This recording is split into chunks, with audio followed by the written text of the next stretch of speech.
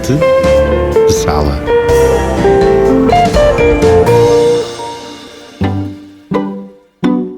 Olá, bem-vindos ao episódio 50 do Frente de Sala.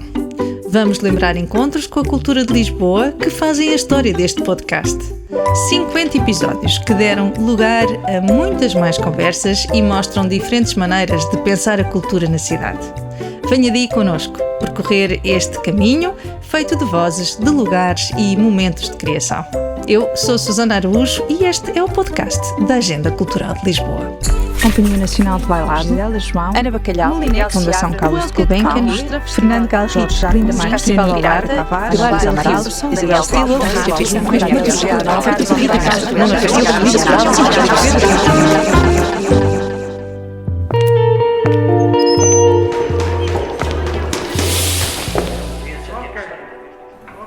O teatro, lugar de encontro e de presença onde tudo acontece no instante. Foi aí que estivemos muitas vezes, nos bastidores, na plateia e no palco, para ouvir quem dá corpo às histórias que vemos em cena. Tragédia, comédia, drama, musical ou marionetas, nada ficou de fora.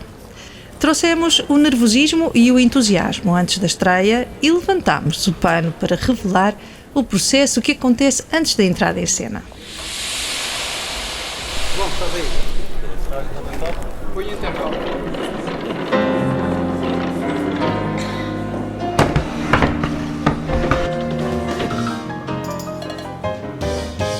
Ok, posição do Marta, avança, fotofonema, mãe. Essa ideia de ir ao Teatro do Absurdo já vinha das nossas conversas iniciais. Isso foi mesmo um ponto de partida. Sim. Não há nada mais absurdo do que o tempo que nós estamos a viver, não é? Pessoal, reunião em 5 minutos! É um olhar que pode ter o ângulo cómico, porque no fundo eu nunca deixei de ser um autor em funções. Aqui, Jorge Silva viveu, não usou gel e morreu. Às vezes é estranho estarmos a rir de uma situação tão dramática. Acho muito importante o que é dito, mas também acho muito importante o espaço em que não é dito nada. Foi essa alimentação que haja sempre uma tensão por baixo. Mesmo que a cena em si não seja tensa, a pessoa parece que não se consegue rir, porque há umas que até são mais descomprometidas, mas está ali a base. Tem um lado negro, sim, negro e perverso, mas que todos temos. E nós temos todos assim umas tampinhas na nossa alma, não é? Que tapamos e que não queremos mostrar. Nós, de 5 em 5 anos, de 7 em 7 anos, voltamos à comédia dell'arte, estamos como peixe na água.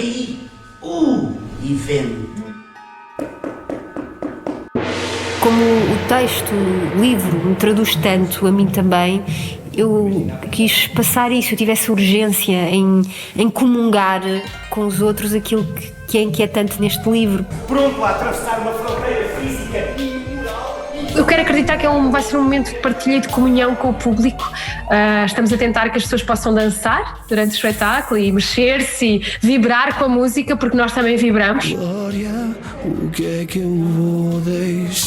Eu costumo dizer que o Perfins existe entre um leque que tem num extremo o teatro e no extremo oposto as artes plásticas representadas pela instalação.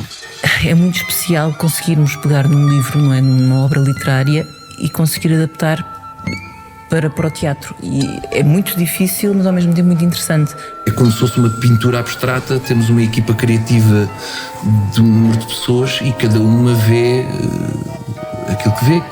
Quem é que controla o quê? Se é a caixa que controla o marionetista ou aquilo que está lá dentro, ou se é o facto do marionetista que manipula os objetos que estão dentro da caixa? O efeito da explosão. Um dos maiores desafios deste espetáculo é precisamente este exercício de saltitarmos entre personagens. É rock puro, pop, numa realidade do cotidiano. Eu já ensinei histórias, mas nunca uma história assim, não ensinei clássicos. E a Natália disse-nos: tem sempre de ser verdade. Frente de Sala. Olá. Está bem? É? Mas repito. Tá, eu juro que se isto não me sai bem agora. Gostei. Um olhar sobre o mundo, construído com imagens, tempo e som. No cinema, conhecemos histórias que se projetam no ecrã, mas que começam muito antes. Acompanhamos realizadores, festivais e projetos que pensam o audiovisual a partir de diferentes geografias e olhares. Trouxemos imagens, ideias e narrativas que nos convidam a ver mais longe. Durante 10 dias não consegui dormir. Ainda bem que tivemos a conversa, porque eu acho que essa foi a semente, de alguma forma, para o filme, porque eu achei que era profundamente injusto uma pessoa morrer 2 vezes. É só para fingir. Nós temos um cinema com bastante potencial, só que esse potencial não pode ficar na forma do nosso cinema. É, de certo modo, um documentário que vai pegar num filme muito antigo, com 111 anos agora, e vai analisá-lo, vai espiolhá-lo, procurar o que é que se passa naquele filme antigo e um pouco desfocado. Então, através do Festival de Cinema Árabe, o nosso objetivo principal é dar mais visibilidade àquela cultura e também a dar um palco ao cinema árabe contemporâneo. Frente de sala. Portier. Quem não põe o tempo agora é logo a matar. Por toda a cidade, visitámos ateliês, galerias e museus para falar com quem trabalha em fotografia, pintura, desenho ou escultura.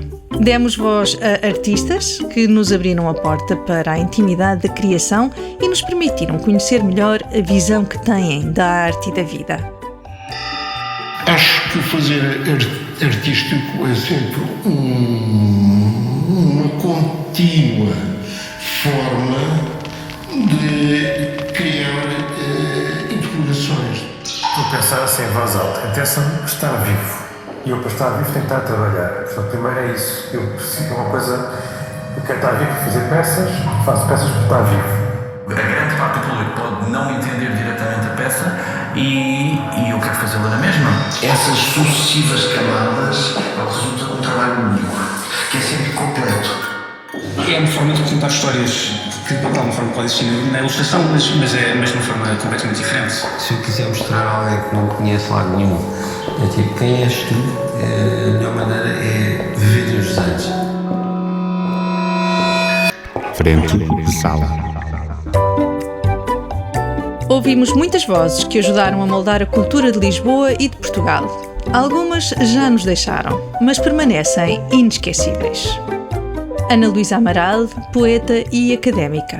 Nós podemos viver através da poesia, ter até estados de exaltação na poesia dentro do poema, chorar dentro do poema, porque o poema nos comove. Isto acontece-me a mim, percebe? Com um poema que eu estou a escrever e sinto-me comovida e sofro quando estou a escrever o poema, coisa estranha. José Pinho, livreiro e agitador cultural. Nem se trata de literatura vive festival, também nem só de literatura vive homem. Mas a maior parte das outras artes vivem da literatura. Mísia, cantora e embaixadora do fado moderno. A única coisa que eu fiz, e fiz muito acerrimamente, muito convencida, era as coisas à minha maneira. Porque eu tinha uma visão daquilo que eu queria fazer. Quando eu regressei de Barcelona e de Madrid para aqui, é porque eu queria trabalhar diretamente com os autores portugueses, com os escritores, e era uma altura em que o fado não tinha muita, algumas exceções, claro, não tinha muito prestígio, nem cultural, nem comercial, não vendia. Eduardo Gageiro, fotógrafo e memória visual do país. Antes de morrer, consegui ter uma exposição ao nível daquelas grandes exposições que eu fiz. E então ainda mais feliz fico quando eu normalmente vou lá ao sábado e aquilo está cheio de gente. Chegou-se a 1000 pessoas. Quer dizer, eu fiquei assim, mas ressuscitei, sabe? Frente de sala. A literatura é um lugar de pensamento, de imaginação e de escuta. São palavras que, depois de ditas, permanecem. Ao longo destes 50 episódios, ouvimos escritores, poetas e leitores. Percebemos diferentes modos de escrever o mundo. Nas páginas de um longo romance ou num pequeno verso, fomos ao encontro dos livros e da leitura.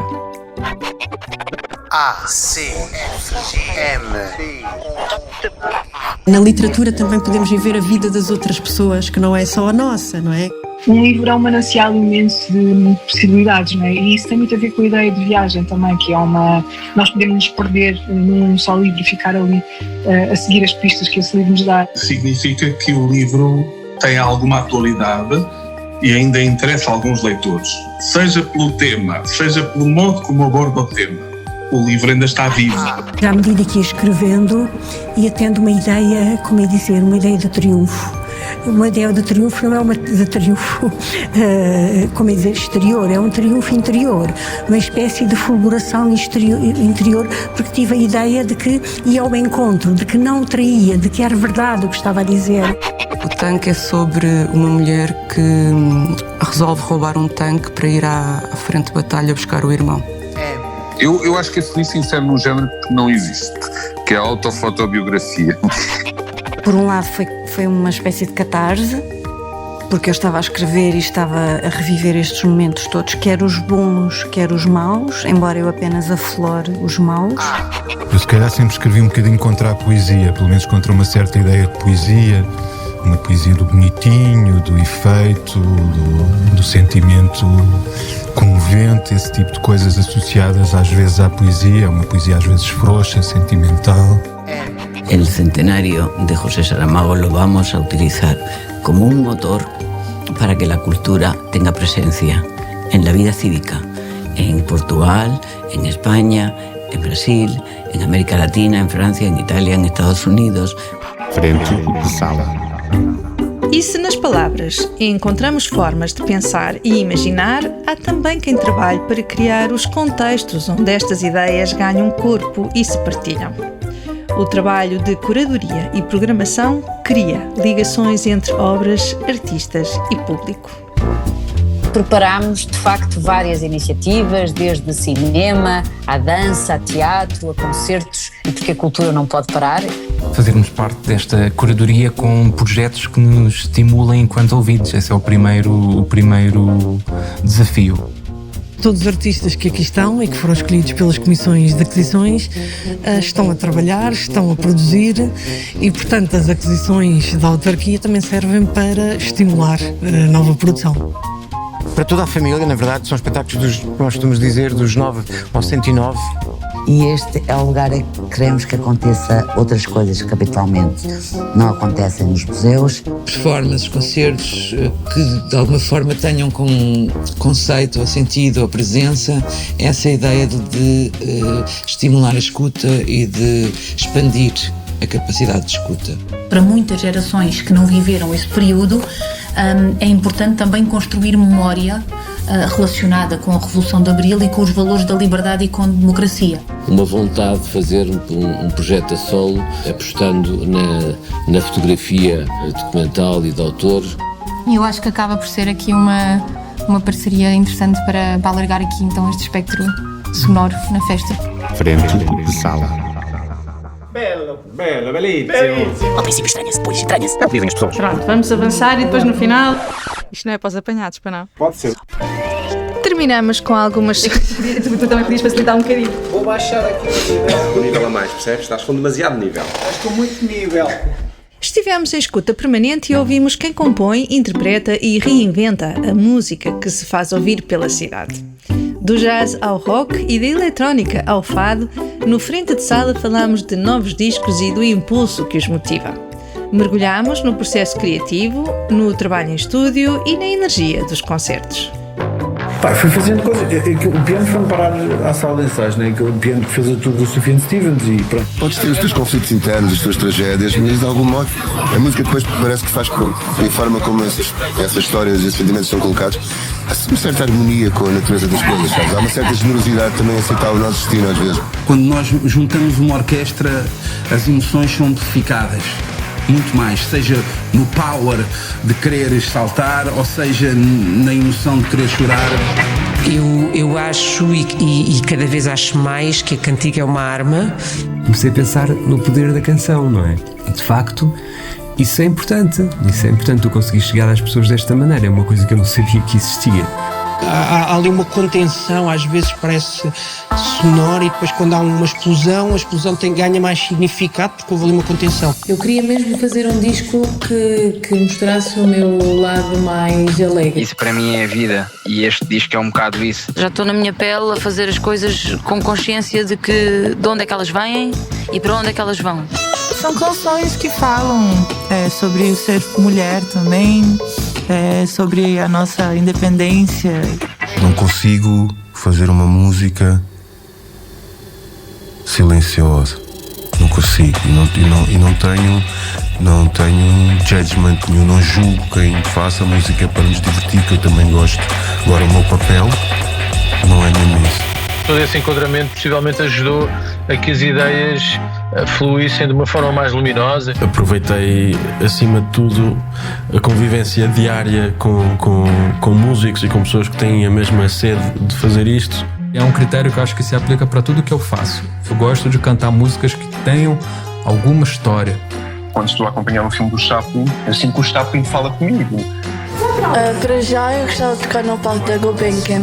Onde não sei bem, mas gostava de ser solista da orquestra. Queria ser de Barão Militar de Stesse. O meu objetivo é esse. Já estou terminando a minha licenciatura. Acho que o próximo passo é outro país que ainda não defini, mas sigo firme nisso. Aqui é só uma fase. Eu gosto de uma canção melancólica com um refrão que faz arrepiar, e também gosto de riffs de guitarra de mandar o estádio abaixo.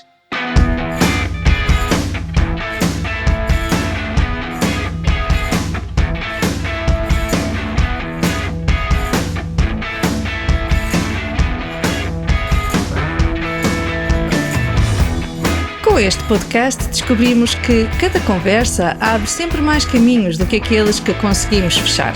Talvez seja este o sentido do Frente de Sala.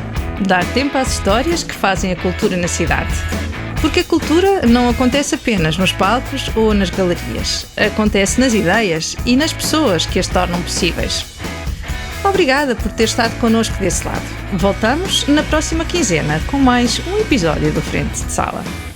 Este é um podcast da Agenda Cultural da Câmara Municipal de Lisboa que pode ouvir e subscrever nas várias plataformas digitais ou em agendalx.pt. A edição é de Ricardo Saleiro e a sonoplastia genéricos são da autoria de Fernando Figueiredo.